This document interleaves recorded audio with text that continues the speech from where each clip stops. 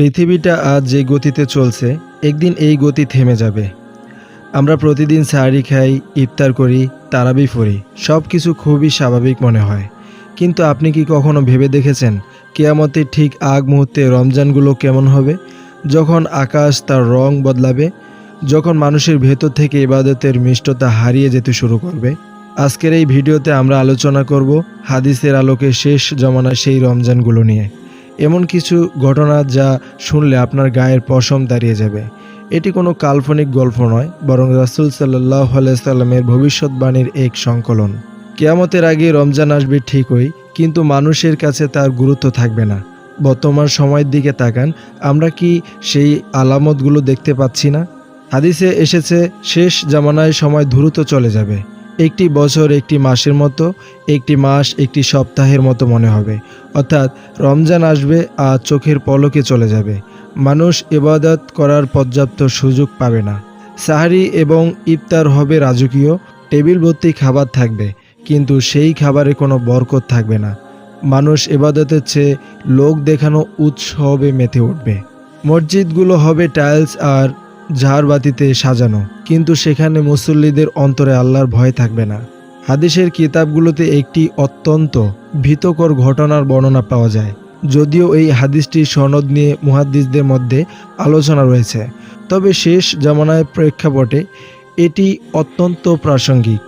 বর্ণিত আছে, এক জামানায় রমজানের মাঝামাঝি সময়, অর্থাৎ 15ই রমজান শুক্রবার রাতে আকাশ থেকে একটা ভয়াবহ চিৎকার অথবা বিকট শব্দ আসবে। এই শব্দ ঘুমন্ত মানুষ জেগে উঠবে, দাঁড়ানো মানুষ বসে পড়বে।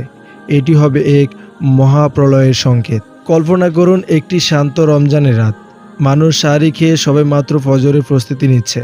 হঠাৎ পুরো পৃথিবী কেঁপে উঠল এক অমানবিক শব্দে। আকাশটা যেন ফেটে পড়ছে, মানুষ দিক বিদিক জ্ঞান শূন্য হয়ে দৌড়াতে থাকবে। সেই শব্দ শুধু কান দিয়ে নয়, বরং মানুষের হৃৎপিণ্ড কাঁপিয়ে দিয়ে যাবে। এটি হবে পাপিষ্ঠদের জন্য আযাব আর মুমিনদের জন্য সতর্কবার্তা। রমজান মাসেই ইসলামের ত্রাণকর্তা ইমাম মাহদীর আগমনের প্রেক্ষাপট তৈরি হবে। যখন পৃথিবী জুলুম আর অত্যাচারে ভরে যাবে, যখন মুসলমানরা রমজানেও শান্তিতে ইবাদত করতে পারবে না, ঠিক তখন মক্কায় তার আত্মপ্রকাশ ঘটবে।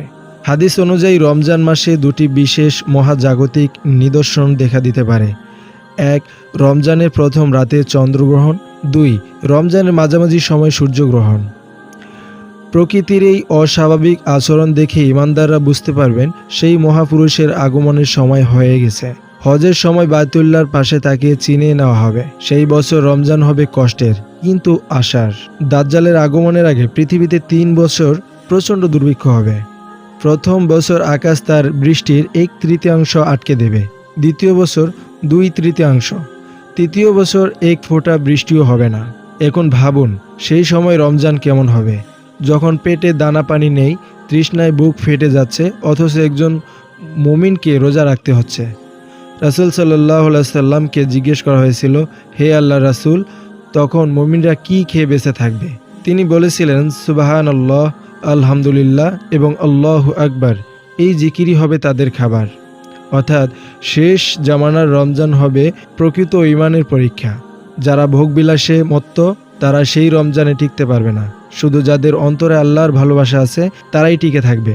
কিয়ামতের ঠিক আগ মুহূর্তে এমন এক রমজান আসবে, যে বছর মানুষ সকালে উঠে দেখবে কোরআনের পাতাগুলো সাদা হয়ে গেছে। মানুষের স্মৃতি থেকে কোরআনের আয়াত মুছে ফেলা হবে। একে বলা হয় কোরআন তুলে নেওয়া। সেই রমজানে মানুষ তারাবি পড়ার জন্য দাঁড়াবে, কিন্তু হাফেজ সাহেবরা কোনো আয়াত মনে করতে পারবেন না। মানুষ হাহাকার করবে, কিন্তু তওবার দরজা তখন প্রায় বন্ধর পথে। এটি হবে পৃথিবীর ইতিহাসের সবচেয়ে অন্ধকার রমজান।